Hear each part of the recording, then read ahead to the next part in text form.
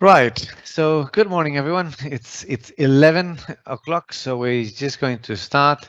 We know from experience that people will be joining over the next 10 or 15 minutes, but just to stay to within the schedule, we're going to kick off and we're going to start.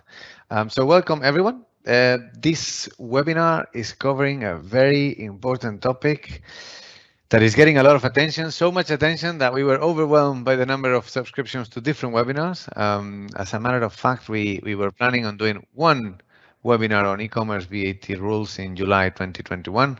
We ended up doing 6 webinars in different languages for different audiences. But this one today is one of the webinars. It's in English and it's for everyone. So it's one of the webinars with more attendees. So thank you everyone for subscribing.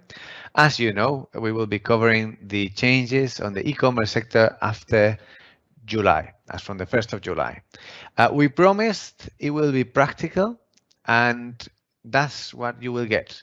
We will go all the way into the registration forms. We will go all the way into the VAT return, the OSS VAT forms, and we will explain how to fill them in. We will show you examples, and we will cover as well the logic and some case studies at the end to see some real examples.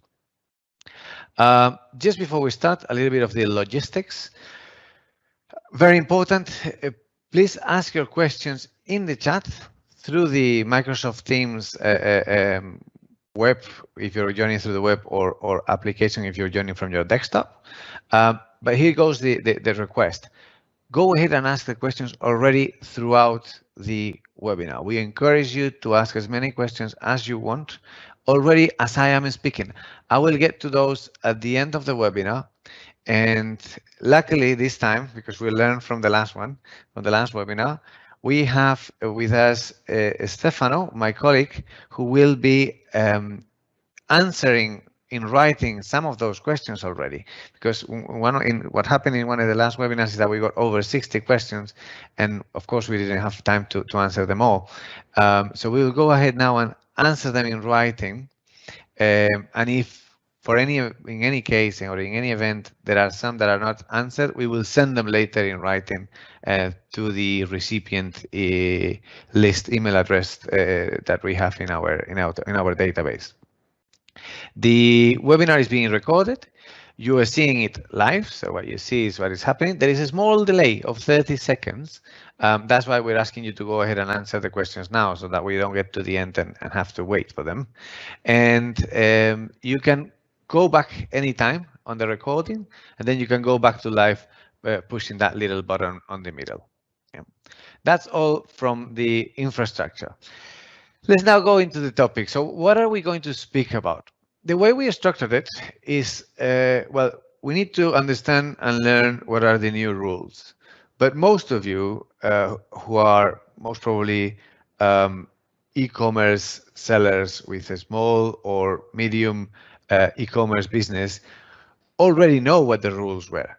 So our approach was, okay, let's take what the rules were for a given activity and let's compare them with what the rules will be as from the 1st of July. And that's what we have done. Really, you will see a comparison and we will go through the different schemes for each type of transaction so that you understand with one foot on what you know, which is the old rules, what the new rules are about.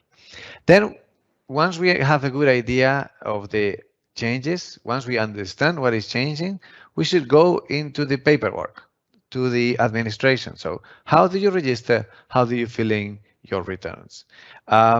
This is really what you're going to do after the 1st of July. Once you start, once you understand it, really where it gets important is where on the paperwork. So that's what we're going to look at. And then at the end, we're going to look at some case studies with real examples of how it will look for an Amazon seller, for someone selling through his own website after July.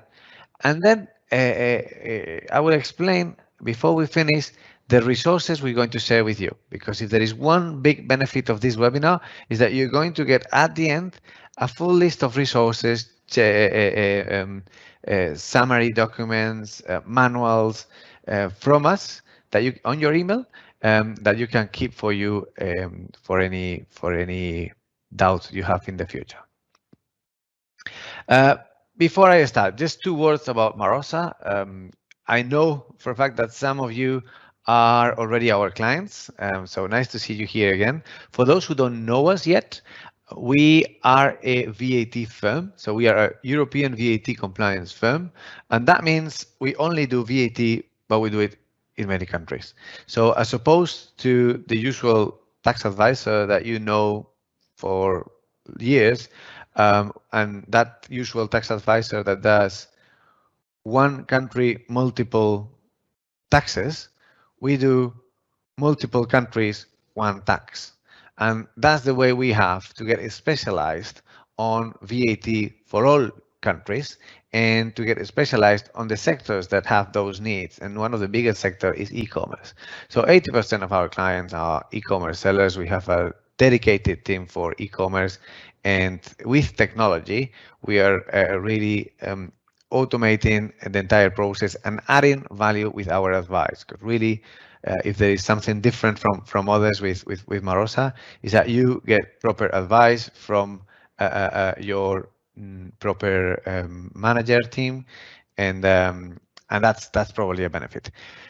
Just a little announcement, we are about to launch Vatify. Vatify is a new software that will automate the entire process from end to end. And that means from the moment you extract the data from the seller account on Amazon, or you upload it from your system if it's another accounting system, or if you use an accounting system, to the moment you prepare the VAT return, and all the way to the submission. So you will be able to do a full do-it-yourself solution with Vatify.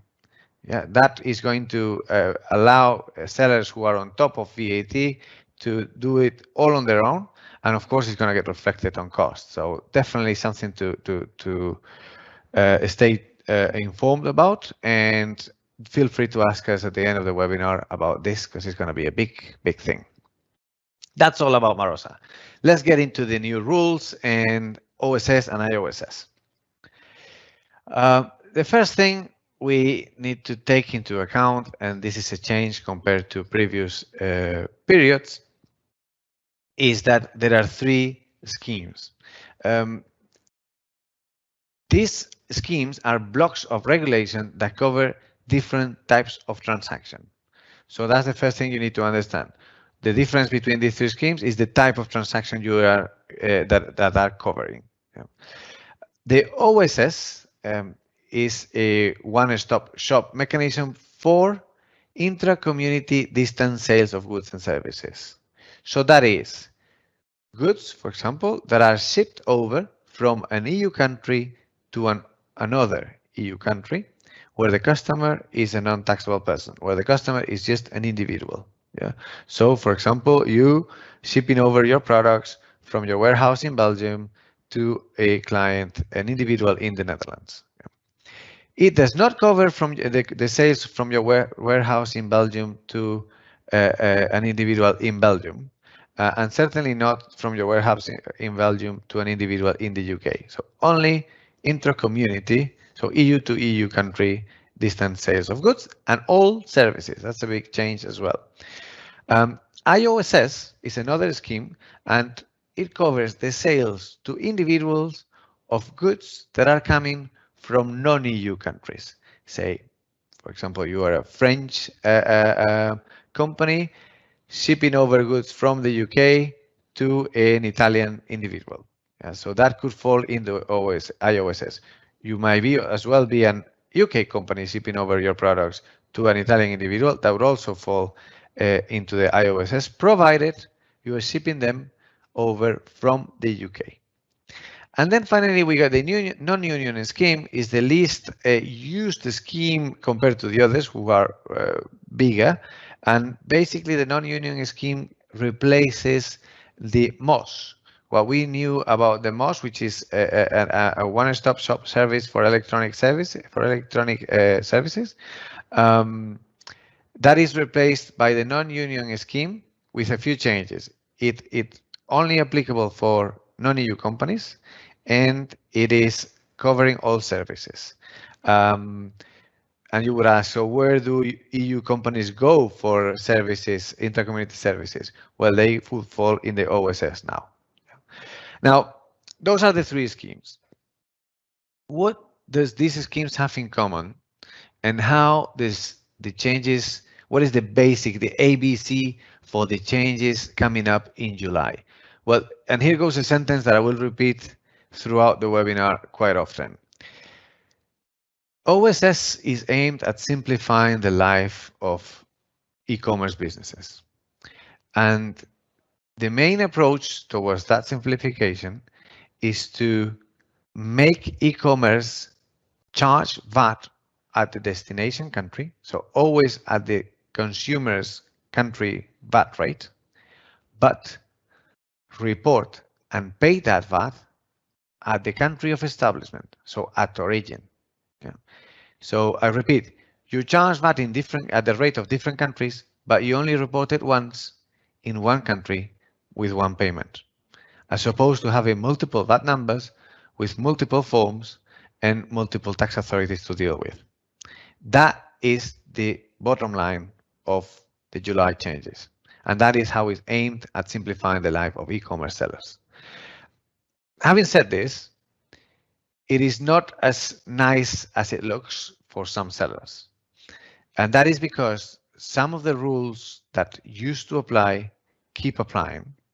And some of the VAT numbers that you used to need, you will keep having to keep them open.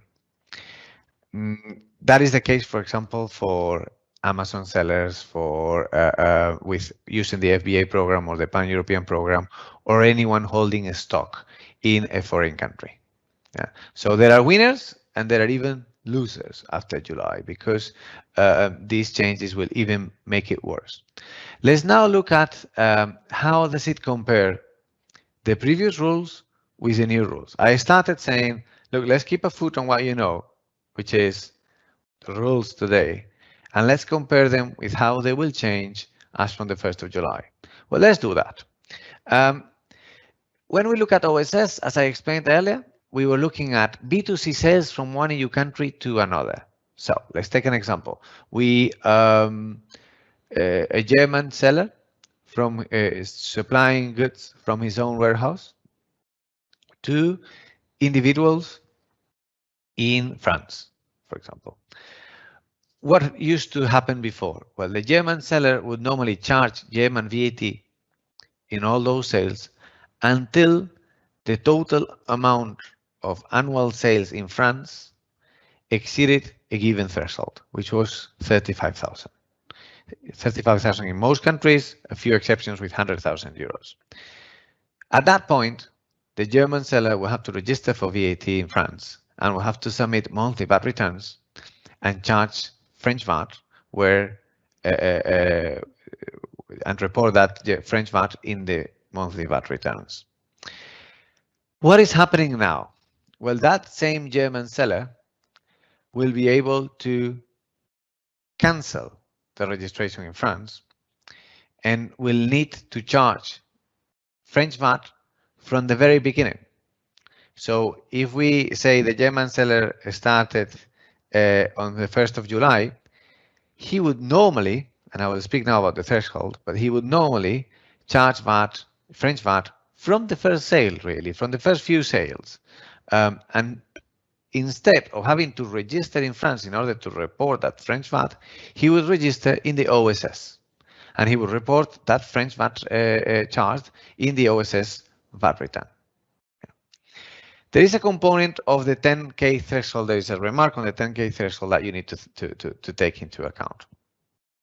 The 10,000 euro threshold, which raises a lot of questions, is basically calculated over all your intra-community sales. So really, it's a very low threshold. It's for micro businesses. If you were already registered in foreign countries because you exceeded the 35,000 euro threshold, you will most likely exceed the 10K threshold on your first few weeks after July. So I would suggest not to consider it too much, because it might even give you problems to regularize once you should have registered but you didn't. So the 10K threshold is very low, is calculated over all your sales across Europe, as opposed to the 35,000, which was calculated on a per country basis. So again, very low, very low. Before the 30th of June, you were having a seller who exceeded the threshold in multiple countries would keep multiple VAT registrations, and that would mean that he could easily submit 50, 60, over 100 VAT returns per year. But after the 1st of July, he will only keep one OSS registration, and all his sales will be reported in that OSS registration, provided they fall in the OSS scheme. And so that's really the basics. Yeah, returns, registrations, and VAT treatment that changes. Let's look now at the IOSS and how it is changing after the 1st of July. Let me just take a break now, because I see that the attendees have increased since we started. Welcome to everyone who joined in the last 10 minutes. Now, as I said at the beginning, please feel free to ask your questions via the chat of Microsoft Teams. We will answer them at the end. We actually have someone already replying to questions as I am speaking, and I will take those that are left at the end. That's it. There is a small 30-second delay, but feel free to ask all your questions now, and we will get there at the end of the webinar.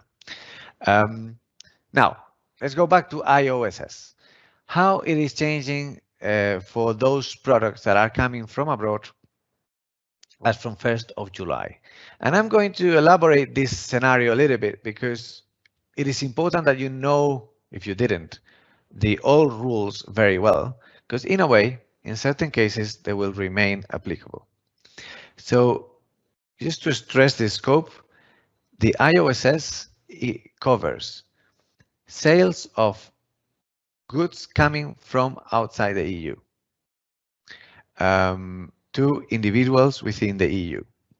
They could be sold by an EU company or by a non-EU company.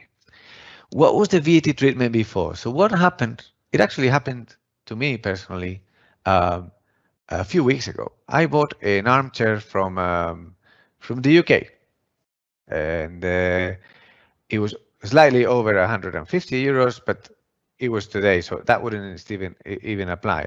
It was above even the small consignment relief amount. Now, how did it work? For the seller who was not registered, it was a UK seller. He was not registered in Spain, where the armchair arrived, and so I acted as the importer of record. That means I got contacted by the transport company 2 days before the chair arrived, and they told me, you need to authorize the release, the release in customs. I'll send you some documents. So they sent me some documents. I had to complete them, and I'm a VAT consultant, so I managed to complete them easily. But I could imagine that could be difficult for someone with no experience on VAT.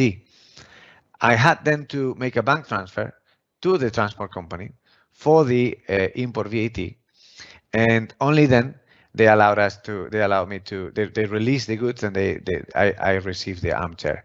So long story short, there are two options when you are importing or you're buying products that come from abroad. One is that the buyer acts as importer of record, like I did in Spain, and two is that the seller acts as importer of record.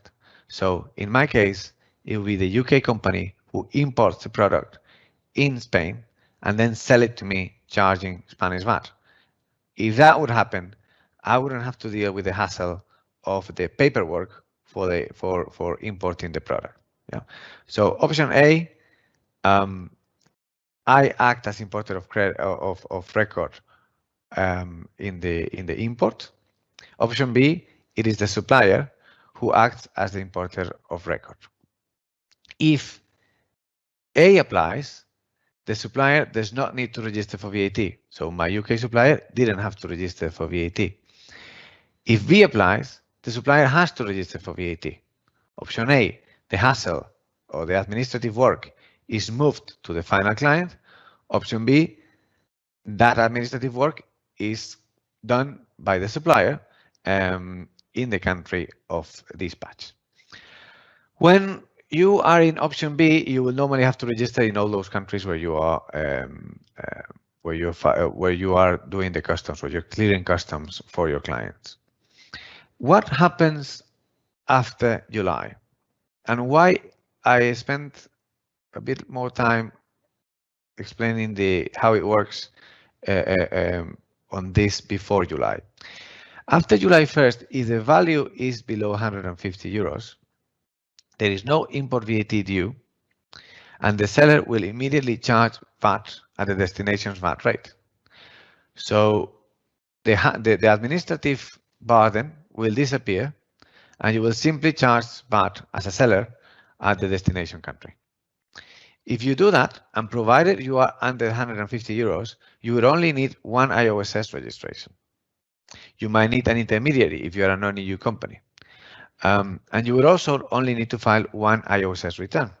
So this follows the same logic that I was explaining earlier about charging VAT at the destination country, but reporting VAT and paying VAT at the country of origin or your country of registration if you are not from the UK, if not from the EU. Yeah. So that is the logic. Now, the reason I explain so much the old rules is because if the 150 euro threshold is exceeded, the old rules apply. So that's why that A or B, where either the final client acts as importer of record or the supplier acts as importer of record, is so important to be understood, because it will remain applicable. Yeah. So that's why how it will work. Let me just make a small remark here, because France has already announced that 150 euro threshold, where you are selling via a marketplace, and I will explain now the role of marketplaces, is not regarded, and it will be the marketplace who's liable for the import VAT. Now, let's take a few words on some items that are very important, and I will elaborate more on marketplaces. The non-union scheme, it's, as I explained earlier, equivalent to MOS. So it covers services provided by non-EU sellers. If you're an EU seller, you would fall in OSS. IOSS, when it's above the rules, when it's above 150 euros, the old rules still apply. I just said a couple of seconds ago, either the client acts as importer of record or the supplier acts as importer of record. Very important. Ask your questions at the end of the well, ask your questions now. We will look at them at the end of the webinar, but it's important that everyone understands this difference. And then here comes one of the biggest and most complex parts of the VAT changes as from July, the role of marketplaces. The European Union has taken an approach which is similar to that taken by the UK already as from January, where the marketplace would be considered the deemed supplier. So it would be considered to intervene in the supply when certain conditions are met. And those conditions are either the supplier is from outside the EU, or the goods come from outside the EU with a value below 150 euros. When the marketplace is involved on the sale, and one of those two conditions is met, then the seller, instead of doing a sale directly to the final client, they will make an exempt or out of scope sale to the marketplace, and it will be the marketplace who later charges VAT to the final client. So in a way, if you're selling through Amazon, eBay, Etsy, mano, things might become easier for you because you might disregard VAT because your sales are out of scope. But understanding the conditions and the differences is, as from July, is a bit complex. Thankfully, we will give you a cheat sheet at the end of the webinar that will help you a lot. But just keep an eye on the role of marketplaces if you're selling via Amazon, because it's complicated. I will explain it in a second just now, again with a chart. But before that, the role of the intermediary. If you're a UK company, if you're a Chinese company, US, if you're a non-EU company, Normally, you will need to appoint someone who represents you towards the new rules as from July. This representative is your intermediary, and he's jointly and severally liable for your tax debts. So if you don't pay, the intermediary has to pay VAT for you. So very often they will, well, some countries already, like Belgium, announce that they will require a bank guarantee, and very often those bank guarantees will be applicable. Also in other countries by the own intermediaries. Now, where the intermediary is involved, you will use the intermediary's IOSS number and report your transactions via that number. Marosa will be acting as intermediary for his clients, so we can help you on that respect. This chart shows very well when is the marketplace liable. The first condition is that the marketplace is involved. So if the marketplace intervenes in the transaction, we move to the next question, which is, are the goods dispatched from a third territory? So are the goods coming from outside the EU? If yes, and they are below 150 euros, the electronic interface, so the marketplace, is considered the deemed supplier. If no, but they are sold by a non-EU company, then yes, again, the marketplace is considered the deemed supplier. This chart, very visual, very useful. You should keep it on your records. And then, as I said earlier, there are winners and losers, and there are times or scenarios where things get more complicated than what they were before. And that is the case for those sellers using something that is becoming ever more frequent, which is the logistics of the marketplace. So if you are an Amazon seller and you use the FBA or the Pan-European program, that means Amazon is doing the logistics for you, and in most cases, they are moving your products around the European Union to get them closer to the final client, so to benefit from Amazon Prime. Now, that has an impact because, as you know, before, you had to keep a VAT number in each of the countries where you hold the stock, you hold inventory. Well, that, unfortunately, is not changing. So you need to keep that VAT number for having inventory in a foreign country. The OSS rules will apply on qualifying sales, and qualifying sales are intercommunity distance sales of goods, but they will not apply on internal sales. So if you have inventory in Germany and you're selling to a German client, that falls in the German VAT return. If you do it via Amazon and you fall within the marketplace liability rules, that might fall within the deemed supplier rules. And you will also need to report the movement of a stock from one inventory in an EU country to another inventory in another EU country. So long story short, Amazon FBA and Pan-European sellers will see the admin work increasing after July, because on top of your existing VAT numbers, you will need to add another OSS or IOSS registration. Thankfully, you can cancel the registrations you had because you were exceeding the threshold while you were not keeping inventory in those countries. But everywhere where you keep an inventory, you need to keep your VAT number. Right, that's all in terms of the logic of the changes that are being introduced as for July.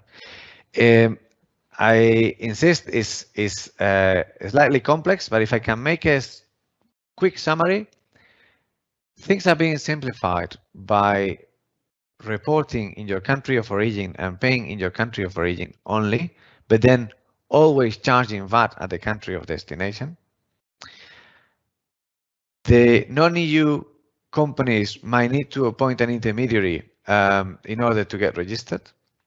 The marketplaces will have an important role because very often they will become the deemed suppliers. And those Amazon sellers in the FBA or Pan-European program will need to keep the VAT numbers in all countries where they hold the stock. And they will need to figure out what is reported under those VAT numbers because things are changing. Right, now we've looked at the logic. Let's look at the admin work. So what do you need to do to get registered, and how do you file return OSS and IOSS returns? The first point is, where do you register? Well, normally, if you're a small EU business, you would register for the OSS or IOSS in the country where you are established. So that's the general rule. If you're from outside the EU, you would normally register in the country of your intermediary. So you would choose an intermediary and you will get registered in that country. If you're a non-EU business using OSS, you will register where the goods in one of the countries from where the goods are dispatched. Yeah. Now, that's regarding the place where you should register. As from when do you become registered, or as from when does it become effective? Well, that is as from the first day of the following quarter. So if you register now, you will be the registration will be effective as from the 1st of July. If you register in August, the registration will become effective as from the 1st of October. The applications are submitted electronically, and you normally keep your old VAT number unless you're using the IOSS or the non-union scheme. We heard Germany is implementing its own VAT number because, as it often happens with the EU rules, indeed the plan was to have a standard EU block of rules, but then every country is doing its own little interpretation, like France with the 150 euro threshold, like Germany with the VAT number, etc. Right. Let's look at the real life example. How does a VAT registration look like? Let me show you this. I've taken Ireland, but don't take for granted that everything is going to be that simple as it is in Ireland. I completed this right before the webinar. It's all with test and dummy data, but this is the data that would be required in Ireland in order to register in the union scheme. You would provide details about the company, you will provide details about your contact details, you will provide information about the history, so where have you been registered, what numbers do you have, etc. You will see a summary and you will validate it with your own login details. That's an easy country. A difficult country, here goes Spain with 11 pages registration form. Well, some of them are double, but just so you know, it can get a lot more complex despite the obligation of countries to do it standard and EU-wide harmonized registration forms. It gets a lot more complex in certain jurisdictions. Yeah. Now, that is all about registration. The bad news is, in some countries, despite the changes coming into force on the 1st of July, there will not be they are not yet open to registrations. You cannot yet register in those countries. So it's not, certainly not ideal. Let me go back to my slides. There you go. When it comes to OSS returns, well, they are all standard. They are all filed at the last day of the month. They're always filed quarterly when it's OSS. They're filed monthly when it's IOSS. The payments are done in a single bank transfer to the tax authorities, where you indicate a unique reference number. Here comes another complexity. The penalties will be assessed by the country of consumption. So it is the country of destination that will raise questions where you report a large credit note, where you miss your payments for a few times, etc. So you do get a reminder from your member state of establishment, but then everything else is handled by your country of consumption, and in the country of consumption's language, with all the complexity that comes together with dealing with foreign tax authorities. That's why we recommend definitely using an expert on VAT to handle your OSS returns. Let's look at how does an OSS return look like. I've taken the example of Spain because it's the PDF we have available. Others are online and the PDFs are not published. But as you can see, in the example of Spain, OSS returns, it's in another language, but the schemes and the structure is very similar. You have one section for each of the schemes. This is the section for the non-union scheme. We scroll down. This is the section for the union scheme. Let's take the union scheme section as an example. You would normally complete these details without your identification details, and you would start then reporting your transactions. If you would be a German business, and this would be your form, it will obviously be in German, but if you would be in German business reporting your sales, and you would be reporting, say, sales to France, you indicate here France. In here, you indicate 20%. And in here, in the first, I'm describing the first line because I'm using my mouse, but I know often the screen does not share the mouse. But in the first line, first column, you indicate the country. Second column, you indicate the VAT rate. Third column, you indicate the taxable base, so the total amount of sales, net amount in France. And in the fourth column, you indicate the total amount of VAT in France for 20%. In the second column, you could include reduced rates in France, and in the second column, in the second line, and in the third line, you could include as well another country, say Czech Republic, and in the fifth one, Poland. At the end, where you will get is to a summary like this, where you have a total amount to be paid in Spain if you're using the Spanish form. So one payment for all countries. That is an example of an OSS form.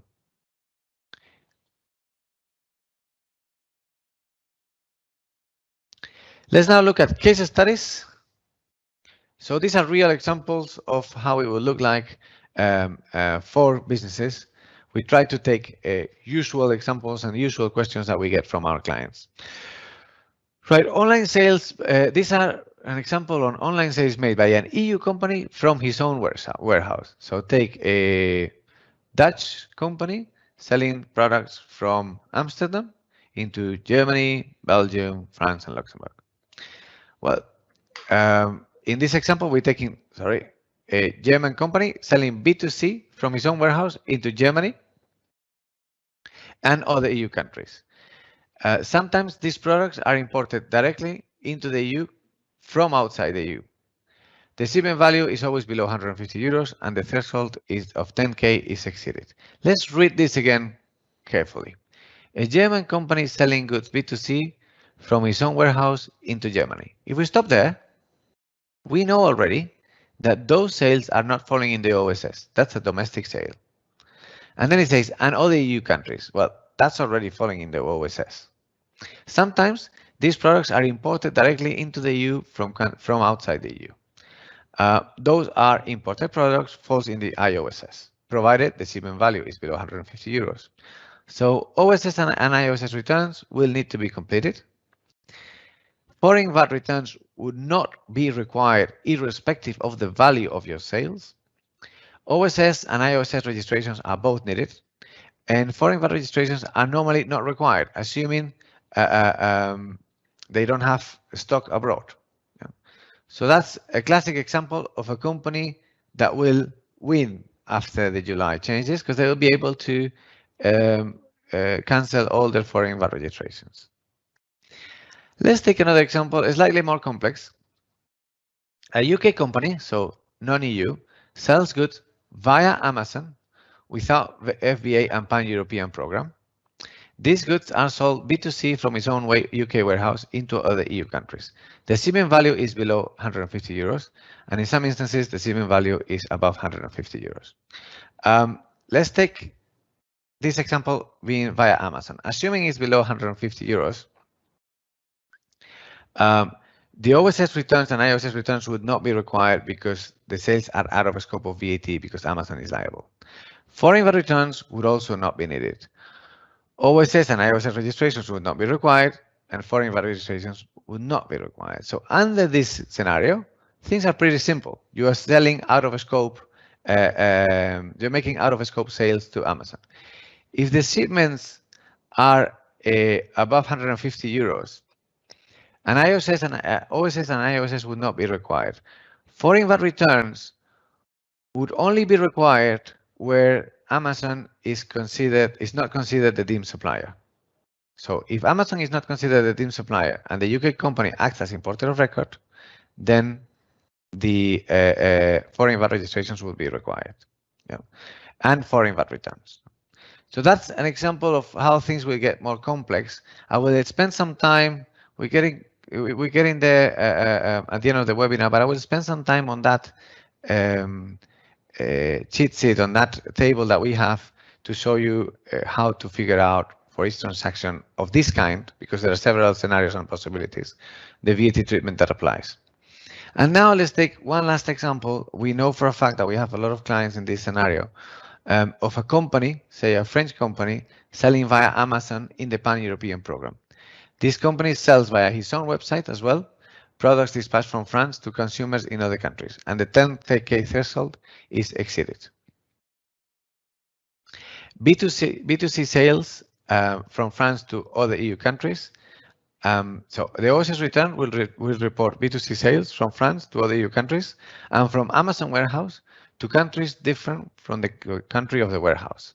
So basically, if France has a warehouse in Germany, you would report the sales from Germany to Poland, for example, and from France to Italy in the OSS return.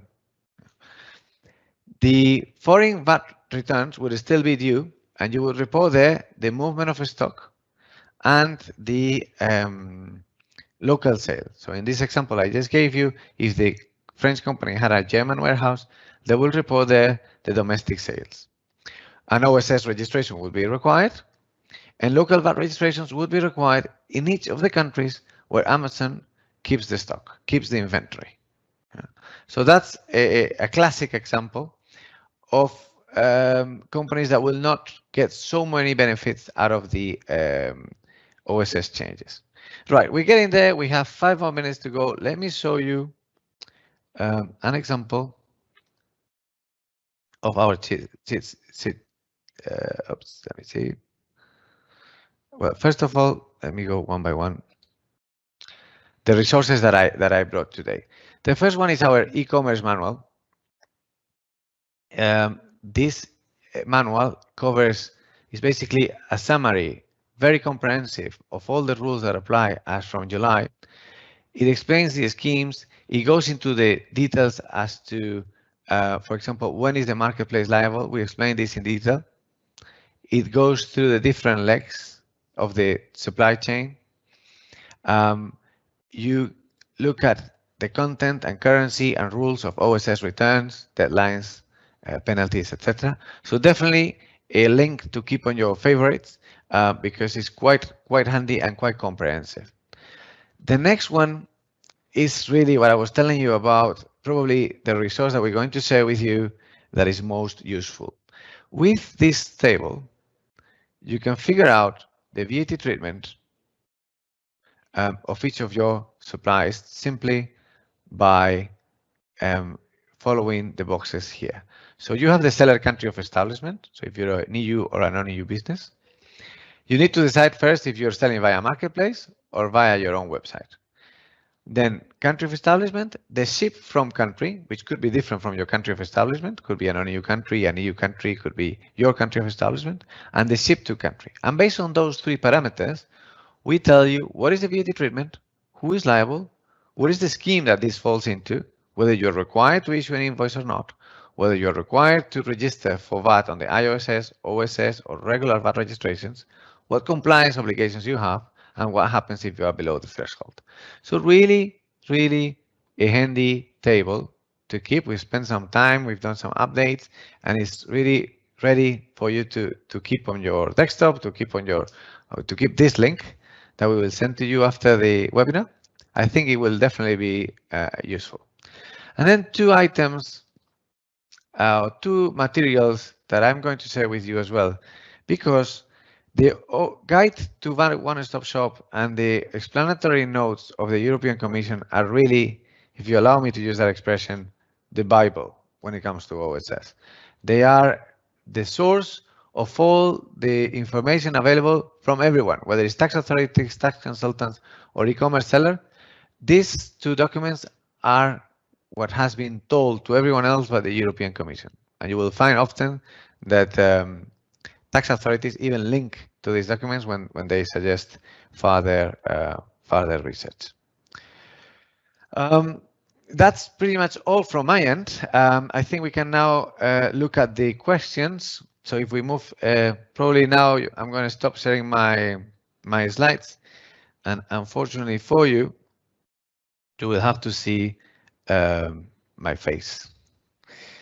Let's look at what questions we have, and let's look at what Stefano, my colleague, has left me. It's just charging.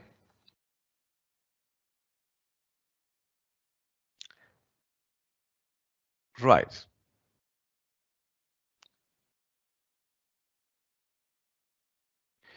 There is one first question that says, are OSS sales from a warehouse reported in Interstat out? Well, assuming you have a warehouse, you probably also have a VAT number. So if you do, you will, if in that country online sales are required to be reported in the Interstat return, which is not always the case, you will be required to report those in the Interstat return. We have another question from Benjamin. We have a German VAT number already for our Irish company.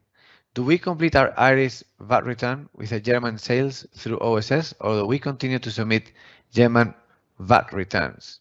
Well, it depends whether you have a German VAT number for your Irish company because you hold the stock in Germany, or because you're doing online sales exceeding the 100,000 euros threshold. If it is the first case, you will report in your German VAT return the movement of stock into that warehouse and the local sales from that warehouse. If you are on the second case, where you were registered because you were exceeding the 100,000 euro threshold, then you can skip that registration and report everything on OSS, because all your intra-community distance sales from Ireland will be reported in your OSS return. But this question, which is very good, Benjamin, thank you for that, gives me the opportunity to make one remark which I didn't mention earlier. As you saw, the OSS return does not have a section for input VAT, because you cannot report input VAT. You cannot report VAT on purchases in the OSS return. VAT on purchases will be reported in your country of establishment VAT return. That means, in practice, that if you used to report a lot of output VAT on your home country for those sales to countries where you did not exceed the threshold, those sales will now charge VAT at the country of destination. So in other words, your output VAT is going to get smaller. Your input VAT is going to stay the same.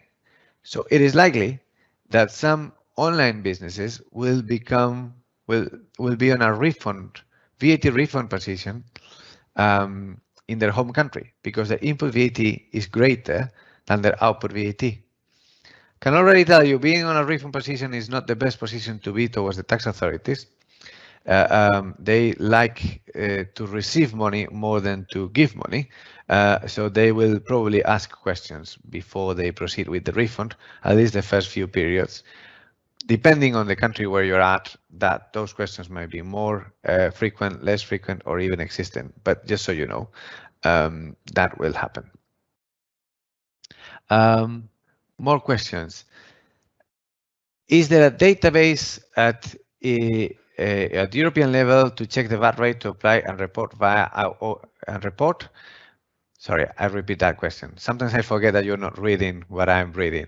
So an anonymous attendee asks if there is a database for VAT rates in Europe. And the answer is yes. And my colleague Stefano, who's a moderator, already provided the link there. If you Google European VAT rate database, I think you get to our own website, where we announced the publication of this website.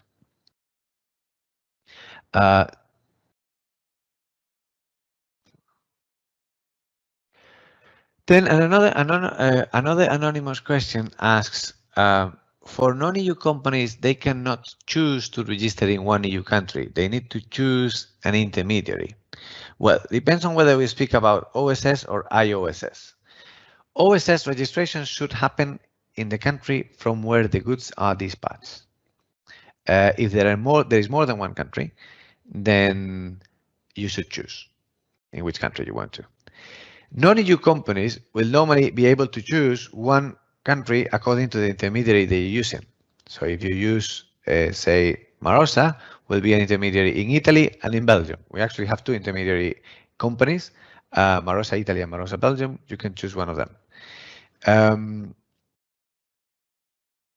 The intermediary requirement, according to the European Commission, will only apply to those countries who do not have a mutual assistance agreement with the European Commission. But up until today, we do not know yet if UK, even the UK, has that mutual agreement. We expect it will, on the grounds of the Brexit agreement, who already established a cooperation. That intermediary will not be required in the long term, but it is wise to appoint it already, and then in 3-6 months time you can revise that. I'm going to answer, it's 11:51. I'm going to answer a few more questions. We're going to probably get close to the hour, and then at that point we're going to close the webinar. Sorry, I'm reading as I speak, that's why I'm a bit slower. An interesting question from Haidar. How has it changed for a dropshipping business from non-EU to EU? That is an interesting question indeed, because the OSS changes is all about the scope of the concept of intra-community distance sale or distance sale of goods coming from third countries. If you do not fall within those, you probably are unlikely to fall within the OSS and IOSS schemes. If you're doing drop shipping, you're probably getting a non-EU supplier, for example, a Chinese supplier, to ship the products all over to, say, Germany, as and when a German client clicks on your checkout website to purchase that product. So really you are in the intermediary because you get an invoice from the Chinese supplier and you issue an invoice or a receipt to the German customer. But that doesn't fall in the IOSS rules.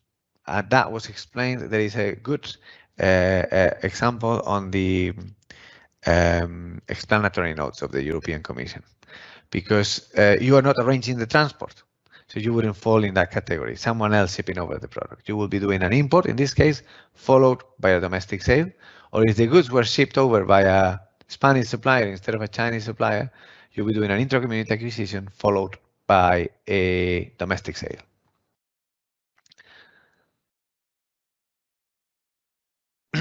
Then an anonymous question asks another interesting, they're all very interesting questions, so thanks for that.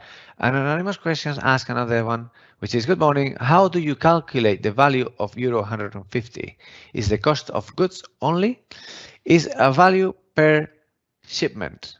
So is a value per consignment? And that's how you calculate it, really. It's not the total value of, so if you ship over goods over a month, you don't calculate it over a month. If you have several purchases from multiple clients, you also don't calculate, say, a container. You don't calculate it over the container. You calculate it per purchase. So that's something definitely to take into account.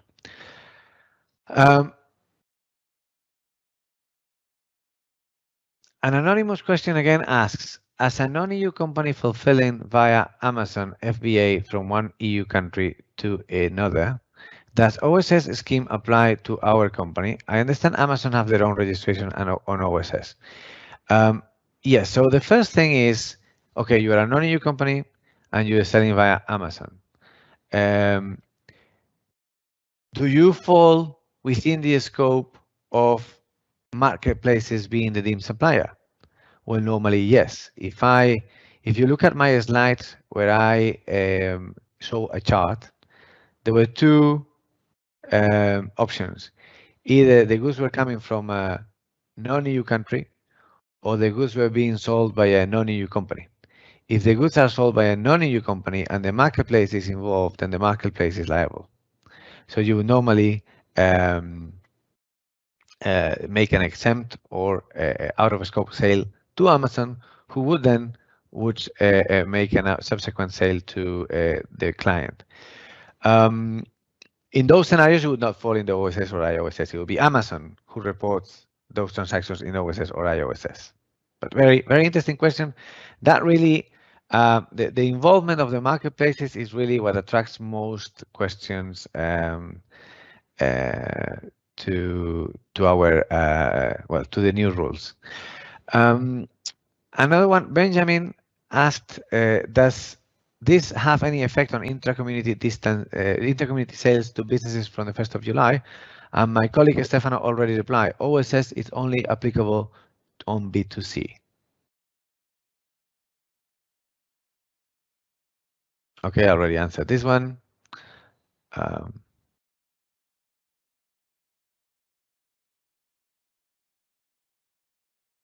Okay, we already answered earlier about Intrastat. We already answered the intermediary, so we're getting there. We're getting there. I think we're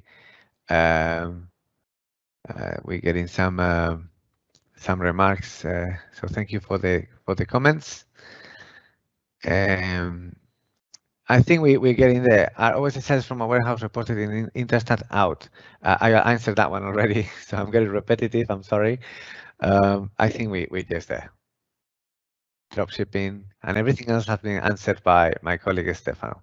So before I finish and before I close this, sorry, I've been like a little old person trying to read my screen. I'm done now with the questions. Before I finish, I would like to say thank you to Stefano for having answered all your questions. I'm sure you found those answers useful. Thank you to Linda, who is in production, and she's behind the scenes doing and arranging everything that you have seen during the presentation on the webinar. And thank you to everyone who attended. You will receive very soon from us the resources and the recording, the cheat sheet. Stay tuned with the cheat sheet. It's going to be super useful. And an email to get in contact with us. Now you've seen the logic, you understood the logic. It is time to register. If you haven't registered, for some reason, we see that people are not reacting so much, yet we are on the 10th of June already, so 20 days to go. Get in touch with us to get registered on the OSS or IOSS. It's very important. Even if you're an Amazon seller, you still need that registration. Get in touch. It's important to do it as soon as possible, and it's important to get help from an expert, whether it's Marosa or someone else. Get help and sort out your OSS problems before it's too late. Thank you again, everyone, for attending. Have a lovely rest of the day and stay in touch. Bye-bye.